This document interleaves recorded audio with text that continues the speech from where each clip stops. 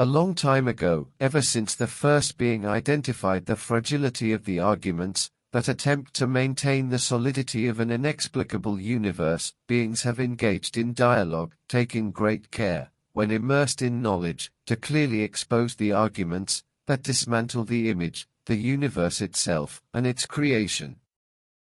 These beings do not identify themselves by species, but rather as manifested beings, though with a powerful connection to their own depth.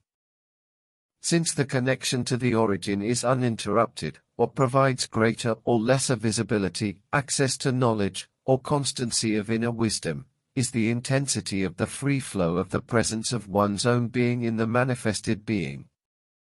Some classify this as a being with more or less preparation or evolution, which is incorrect, because the star network has a single origin, and the actions of one are the actions of all. In this dialogue, then, arguments are used that not only align with the beings in contact, but also promote an expansion of the knowledge of the being. This is why some conversations, somewhat childish, seem senseless when identifying the same characters in other moments and in other relationships with dialogues that appear far more mature.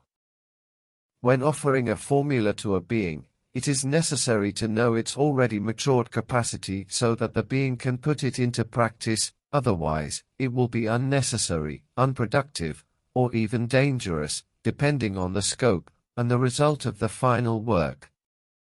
The market is abundant with texts, pointing to the most varied projects, without any care, and for this reason, corrections and restrictions on dialogues are provided by an intelligence that surpasses common intelligence. Beings attribute some inexplicable encounters to coincidence or destiny, when, in practice, these directions respond with clear signs to the intimate questions of the being. These signs are not always perceived by the being, no matter how strange, loud, frightening, or obvious they may be. Recurrences of these signs are not uncommon for distracted beings. Hence the emphasis on learning to read the signs, sometimes not so subtle, and maintaining a state of attentiveness.